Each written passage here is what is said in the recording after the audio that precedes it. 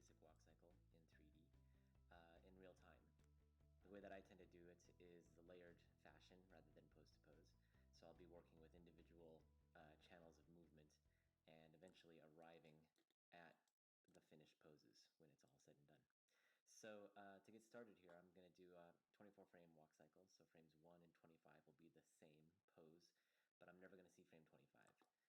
So I'll be working with it, but eventually we'll turn that off and only see frames 1 through 24. And the first thing that I'm going to do is just try to get an establishment of where the contact frames are and the passing frames. It's good to put the hips down just a little bit, get a little bit of slack in the knees. And then what I can do is just sort of round these numbers. These numbers don't really mean anything to me personally, so I'm just trying to get something here that I can remember, because whatever I do on frames 1 and 25, I'm going to have to do the opposite on frames 13 later. So there's frames 1, here's frames 25, just saving the keyframes. I'm including the up and down movement because I want the feet to be locked on the ground, so the pose is already good there. Here I'll go ahead and save a keyframe, but I'm going to change the pose. I've got auto key on, so the keyframes are being saved as I'm moving it. And this should work now, just sort of a cross-country skier type of look. And what I'm going to do here, this is just sort of a good thing to remember, is to set the Z translations, the forward and back movement of the leg, to linear. And that's going to be easier to lock the feet down later. I'm going to cycle the curves here. I've got my cycle windows sort of torn off because I'm going to be using them quite a bit. And there we have the first part of the walk cycle. So the next thing to do is just try to figure out when's the passing frame, when is the foot off the ground, the halfway mark between the two contact frames. And this foot's going forward, so I'm just going to save a keyframe, again just rounding it up. Whatever's happening at frame 7 for one foot is going to be happening at frame 19 for the other foot. And I'm not worried so much about if that's the perfect height or the perfect pose, because this is just trying to get some movement down. I always think of it as if you're sculpting or something like that, you're just trying to get the clay on the table right now. You're not really worrying so much about if it's the perfect form and figure of the sculpture. Now that I have this worked out, contact frames and passing frames, it's good to go into the hips.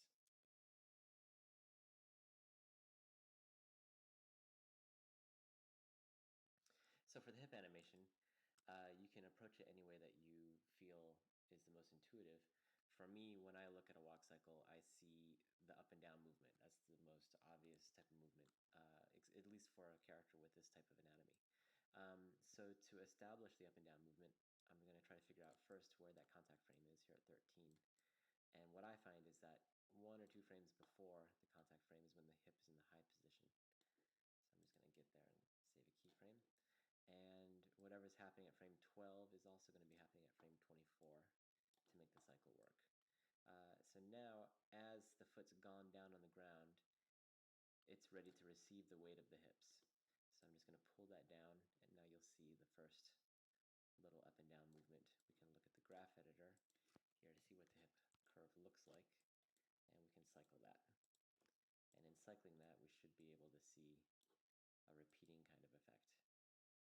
There's a little stutter there. That's because we're playing frames 1 and 25 together. That'll go away when we only play up to 24 frames. So let's just assume that we're happy with this. We can always change it later. The next thing to do is to think about, that's a little bit of the weight. What's happening with the overlap? What's the root of the overlap movement? And here at the contact frame, the hips will probably be rotated back like so. Go ahead and save a keyframe for that. Whatever's going on at frame 13 is also at frame 25. And as the weight falls forward, the hips are going to pivot forward. So you see that falling movement happening. And I think it's good sometimes to get like a little bit of offset between these two. So maybe we'll move that just a little bit further. So it's happening after the up and down movement. Got everything cycling now, so we can just see how that looks. And it's really exaggerated, so I'm just going to pull back on that a little bit just by scaling this slightly. Try like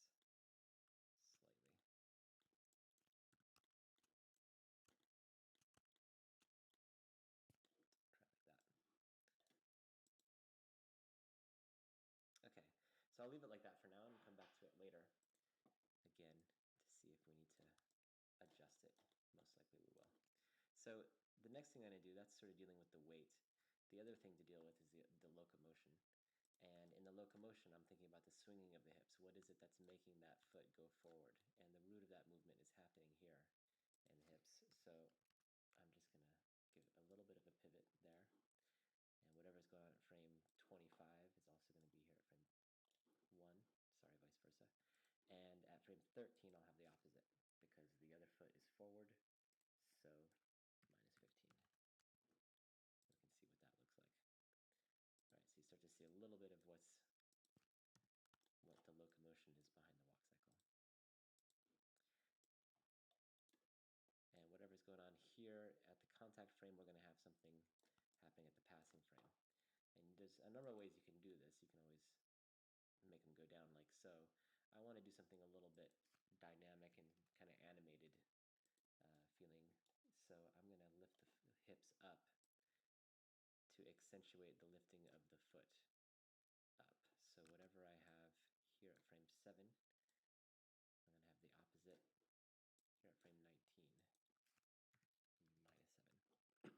And then whatever I have at frame 7 is also going to have to be further on down the cycle. And I've already sort of worked out that that is going to be frame 31. So I can just save the keyframe here, move that on down to frame 31, and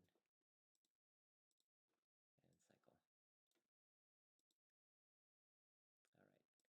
The last thing here that's really important to do is to think about the weight shift, because when all the weight is on this foot, the hips are going to have to be over that foot, and you can start to see that sort of line getting worked out there. So I save a keyframe there. Frame 19, I can do the opposite.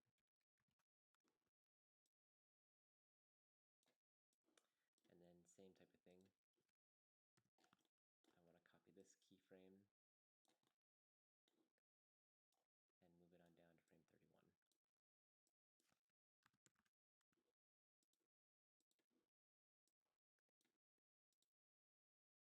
All right, so everything's really exaggerated, and this isn't a bad time to sort of pull back, make everything slightly less big.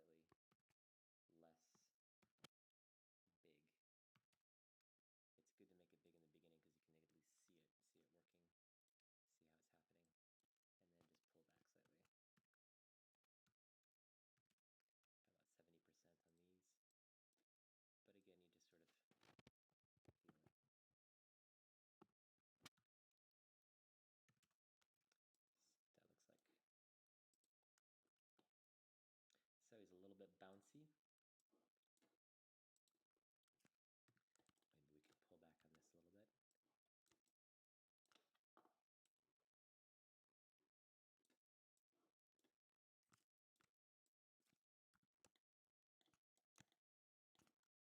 Slightly less up and down movement. Maybe that's too much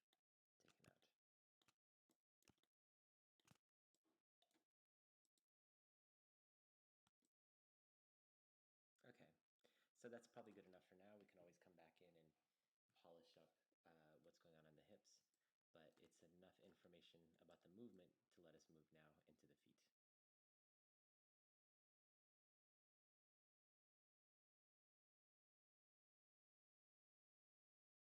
Okay, so moving now to the feet. It's easier just to choose one foot to work with, and then you can copy and paste the animation of one to the other. That's one of the nice things about working on cycles. So I'm going to pick this one because it's in front. And here is where the contact frame is, and I want to get this sort of heel-toe kind of action happening. There's going to be the heel on the ground and the toe up here, but about 2 frames later is when the foot will be flat on the ground. So I'm going to save a keyframe for that first. And then right at the contact frame, I can do that. I'll fix these intersections later. I'm more of a fan of sort of the old school rigs. I don't really like the reverse foot too much. It's just a personal preference, but use what feels good for you. And I'm saving the translation in Y and the X here because that feels to me like the last time I'm going to see the foot flat on the ground like that.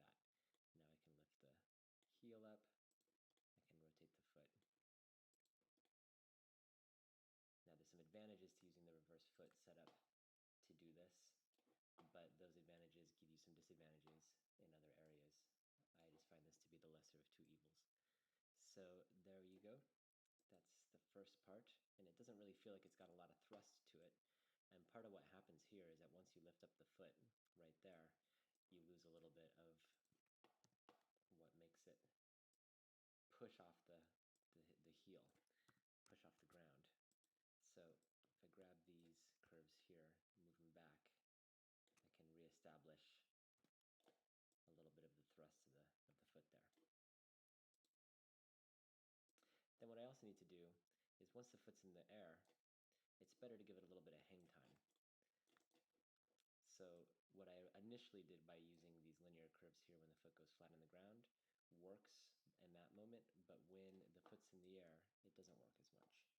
So I'm going to break these, make them flat tangents like that, and even give the foot a little bit more hang time here in the back.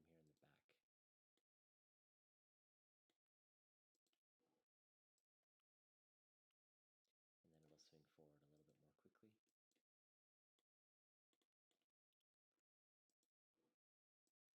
Same thing here with the rotation of the heel. Let it even overshoot a little bit. That means we're going to have to fix these so that when we cycle the curves, there's not going to be like a bump right there.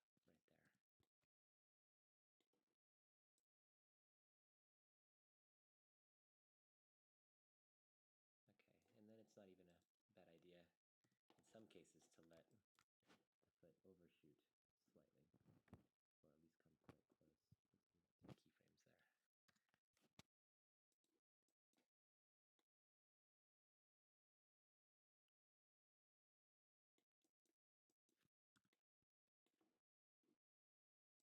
And that also means that the toe can come up a little bit here.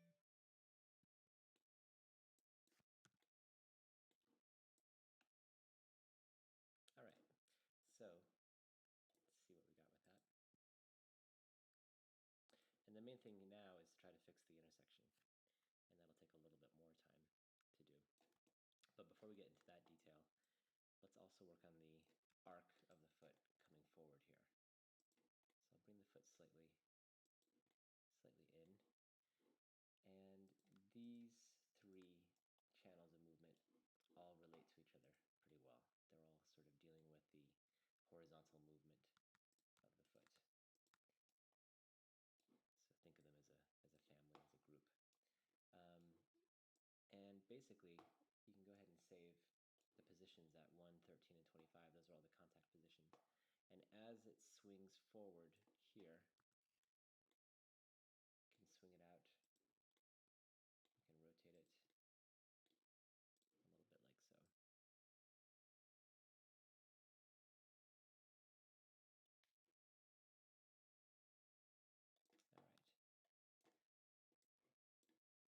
And now going back into some of the other channels of movement that have been established, we can start to edit them, make things work a little bit better. This is going to need to be more smooth.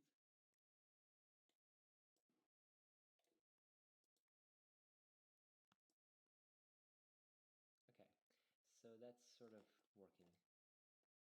Still some intersections. We can fix that with the toe movement right there. And then the rest of the intersections will be minor, and I tend to leave those for the very final kind of finessing stage. All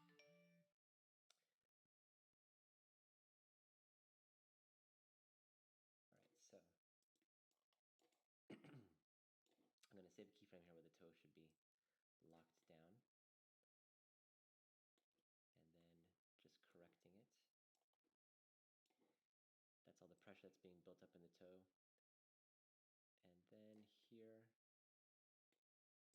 a little bit of drag. And then back to 0.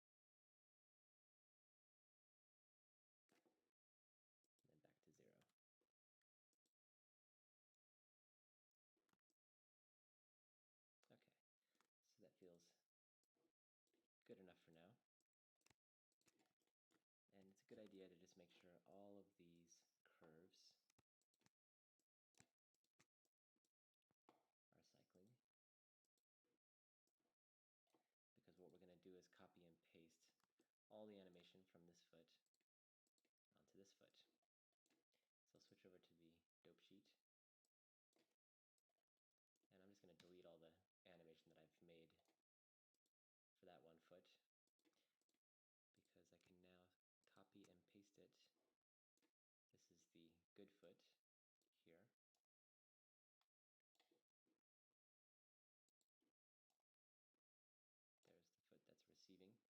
first thing you're going to see is that it looks a little weird because it's exactly the same time. And that's strange.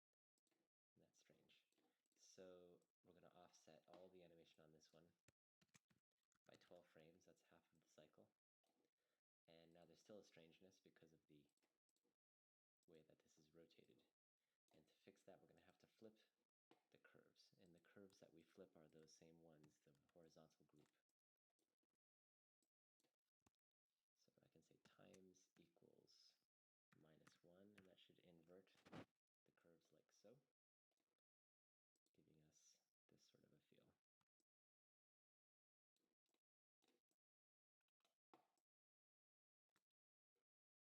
And now I'm going to leave the lower body and move up to the upper body and get that worked out.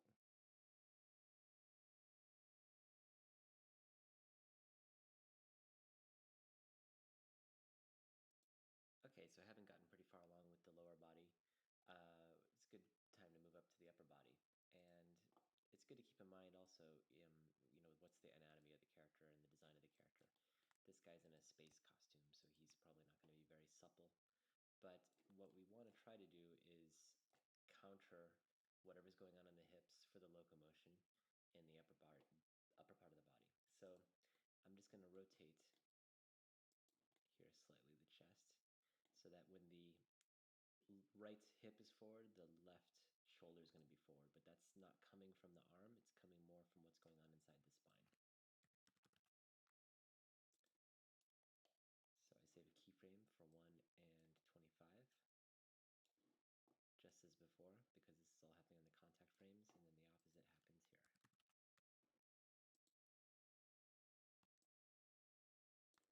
Same thing happens, getting some opposition in the Z rotation of the hips and trying to get an opposite type of feeling happening there. And probably even just stabilizing him is going to be okay, so he doesn't feel too overly loose. But again, that depends a lot on what the style of the character is. So taking a look here in the graph editor, same type of thing, copy and paste this keyframe here and send it off onto frame 31.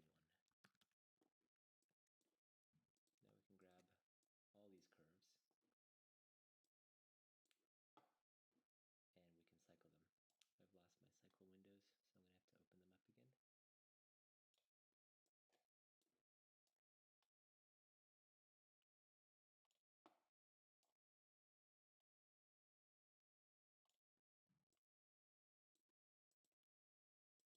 I'll just move those out of the way.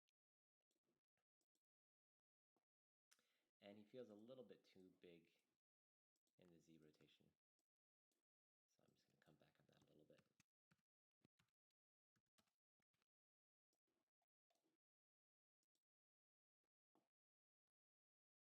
All right. And we'll do a little bit of overlap. A little goes a long way, so try not to overdo it. Basically, as he's falling forward, just a little bit of drag in the spine.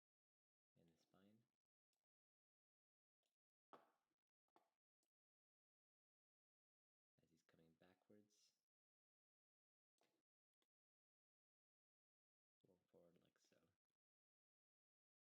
And if you want an easy way to find out how to make that cycle complete, one way to do it, I'm just going to remember that this is at frame 10. Bring this all back here to frame 1. So whatever's happening here at frame 1 would also happen at frame 13. Now I can bring this back to frame 10.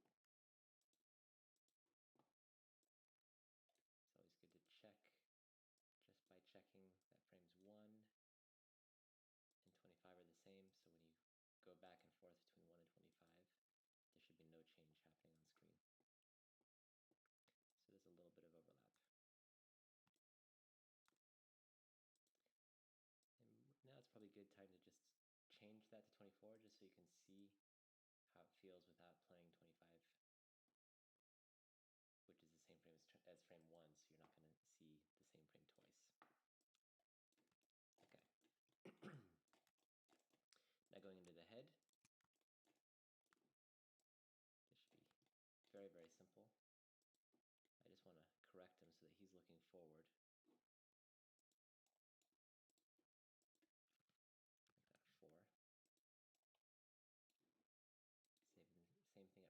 25, back to 13, -4. And I'm probably not going to do too much of the Z, maybe not at all, just because it starts to feel a little bit too fluid for a spacesuit. But probably can do a slight amount of overlap with the head. Same thing, so as it's going up, just going to drag the head down a little bit. Whatever's going on at frame 11 will also be at frame 23, pretty sure. And then as he's dropping down there, a little bit of drag on the head. We'll see how that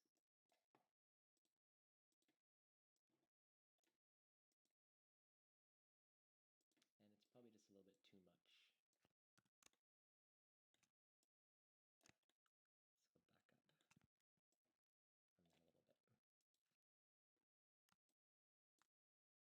Let's go back up on that a little bit. Okay, so that's the spine. The last thing to do here, before we've gone through everything, is a little bit of work on the arms. And just like the feet, it's not necessary to do both. We'll just do one and then we can copy and paste. And I'm just going to accentuate the movement that's already working there. Find the forward and back, there it is, and just go a little bit further with the opposite. So if that foot is there, is forward, this arm's going to be forward at the contact frame.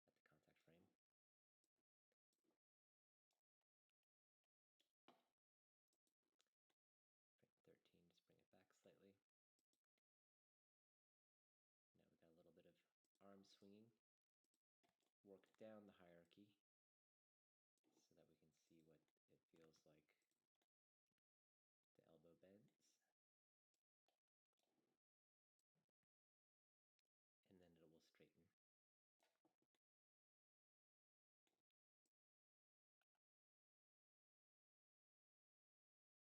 It'll stay straight.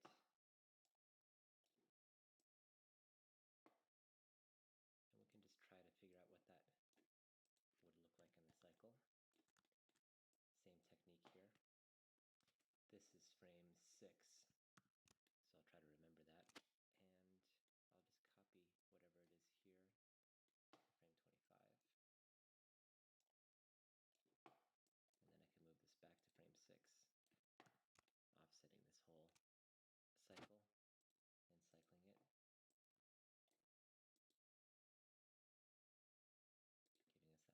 feeling of drag.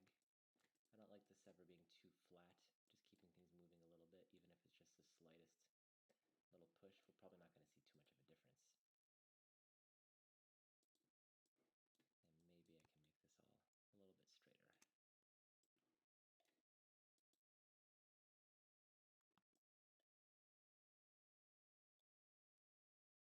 Okay, and I can finally go into the wrist. And work a little bit on the overlap here. So as he's moving forward, a little bit after he started moving forward, give a slight amount of drag to the wrist.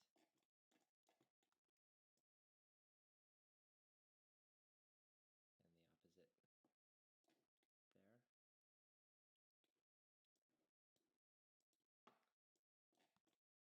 So that's frame 9, and I'm going to try to remember that as I bring all this back to frame 1. Copy and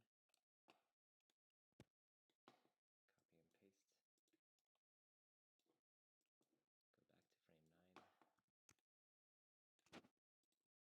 And cycle it. And that just feels a little bit too soft.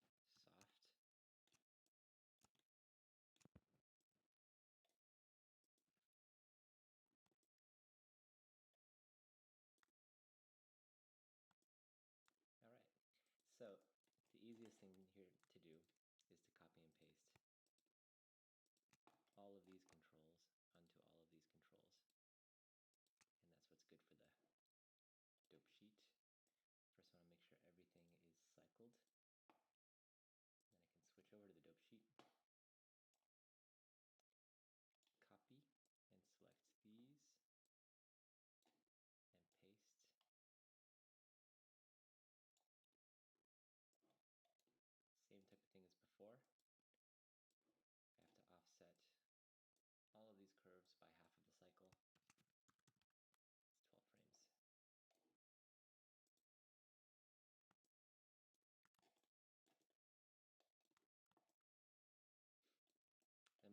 we've gone through all the channels that we can. And I often think of it as like a rock band going into the studio and each band member is laying down the tracks, the bass, the guitar. And after everything's recorded, you can go in and do the remix, try to mix it correctly. And the mix is going to happen on all the different channels here that we see in the graph editor. And that'll probably take about as much time to do as this took. But that's the basic idea of how to get a walk cycle working.